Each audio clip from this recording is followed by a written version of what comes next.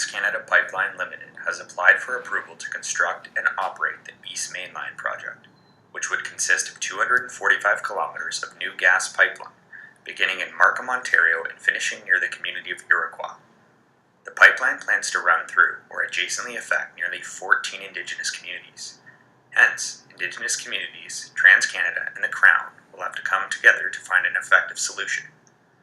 While Canada is a multi-jural state, meaning all of the country's laws, civil, common, and Indigenous, must be considered when coming to a just conclusion. TransCanada's proposal appears to be rooted solely in common law, and the Crown's own ideas of what qualifies as sufficient compensation for the construction and operation of the pipeline on Indigenous land. Without considering the unique legal traditions of each Indigenous community, colonialism will prevail again and move us further from reconciliation. At first glance, it appears TransCanada's Aboriginal Engagement Protocol prioritizes the historical, environmental, economical, and traditional interests of each Aboriginal community. However, there are underlying legal principles that still allow the Crown and TransCanada to take advantage of Indigenous communities as they have done so for years past. Firstly, the process of ensuring the promises made by TransCanada is rooted in their own idea of reconciliation, not the Indigenous communities themselves. Hence, because of cultural differences, these compensatory promises may not be what the Indigenous communities are seeking from the agreement.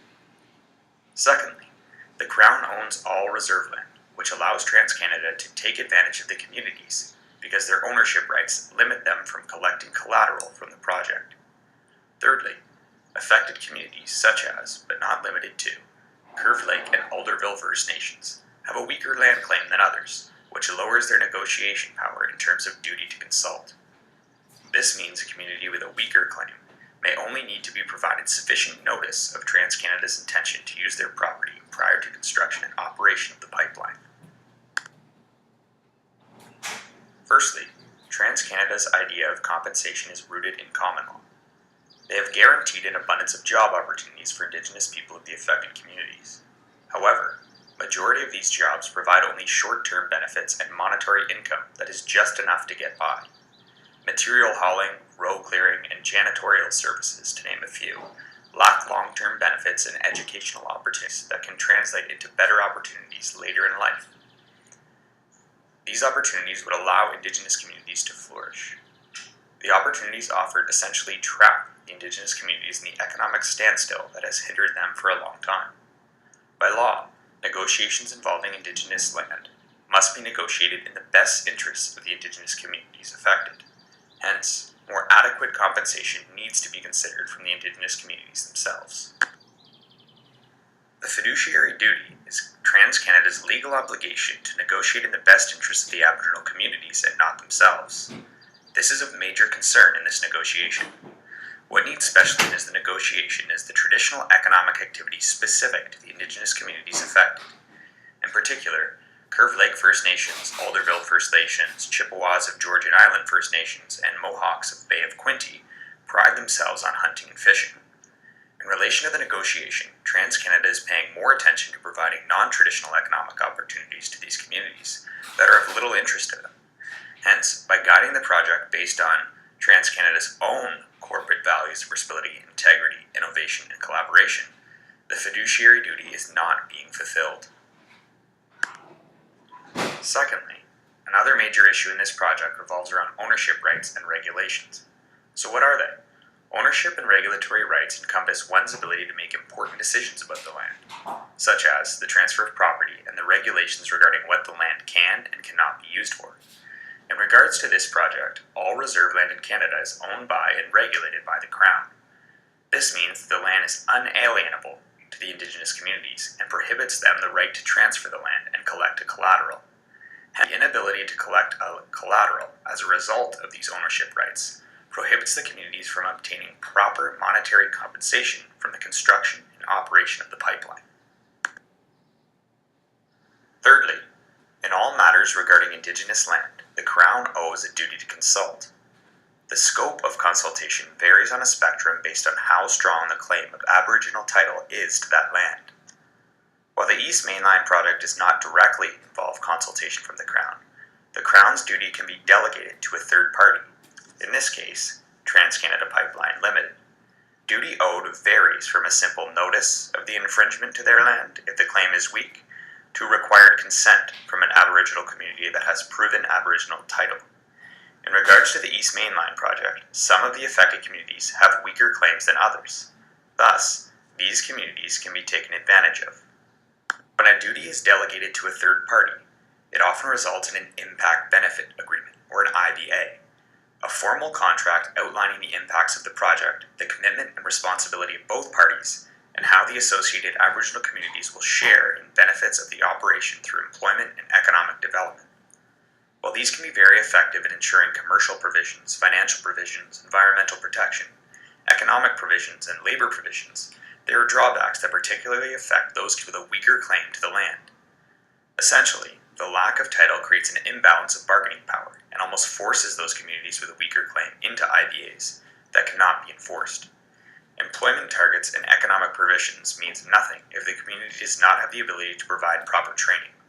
Unfortunately, this is a very common issue among First Nations communities and prevents these benefits from being enforced. From a legal perspective, there are many things that need to be considered. Firstly, the precedent established in Connolly v. Woolridge.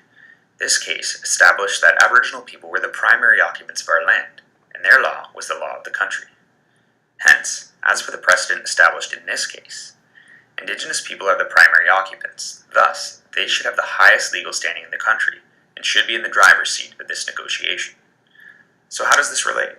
Well, TransCanada Pipeline Limited feels that providing various job opportunities and economic compensation is sufficient for the Indigenous communities to allow them to use their land.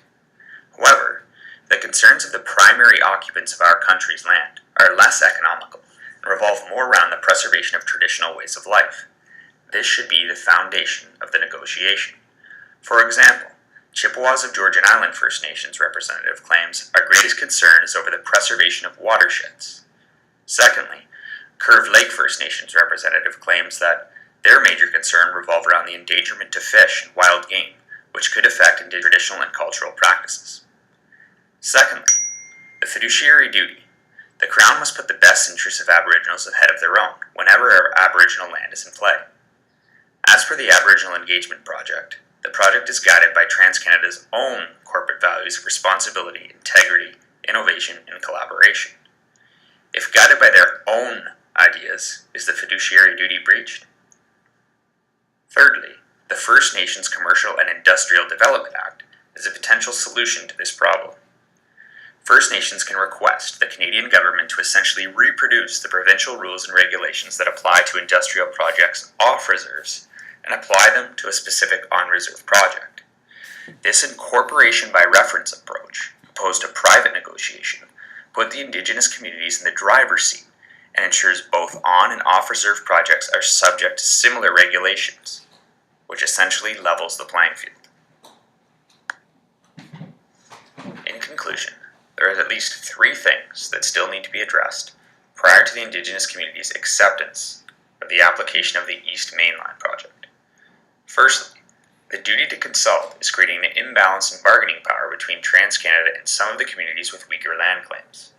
Secondly, the provided compensation is rooted in common law and does not consider Indigenous communities' own ideas of compensation. Thirdly, the lack of ownership rights limits Indigenous communities' ability to collect a collateral from the pipeline project. This limits their ability to receive proper monetary compensation. Consequently, the East Mainline project and Aboriginal engagement is a very complex legal issue that needs further analysis.